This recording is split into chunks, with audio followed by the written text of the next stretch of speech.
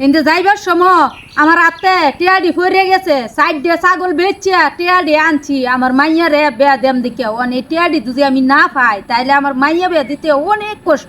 1 ঘন্টা ধরে দাঁড়ায় রয়েছি, টাকাটি আমি পাইছি।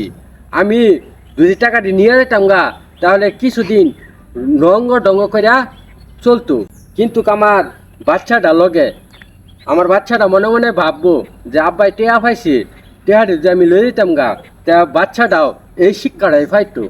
এর লিগা আমি আপনার লেগে দাঁড়ায় রয়েছি আপনার টাকা দিবার জন্যে, কেননা বাচ্চারা আমরা যা করব বাচ্চারা তাই শিখবো। তা আমরা চাই আমরা ভালো কিছু শিক্ষা দিনের জন্যে, তাই জন্যে টাকাটা নিয়ে দাঁড়ায় রয়েছি। আনে তো টিয়াডি পাইয়া টিয়ে লয়ে যাইতা তানগে, একদম ঠিক কথাই কইছুন। আমরা বাচ্চারা রে যা শিক্ষা দেম তাই শিক্ষা পাইব। আমি দোয়া করি সকল মা বাহেরে যাতে এমন শিক্ষা দেয়, দেশের প্রতি আইনদের শিক্ষার প্রতি আমি সেলুট জানাই। চলো বাবা। বাবা তুমি অনেক ভালো, তুমি শ্রেষ্ঠ বাবা। সন্তানকে ভালো শিক্ষা দিব, এদের সামনে উজ্জ্বল ভবিষ্যৎ শেয়ার দেই।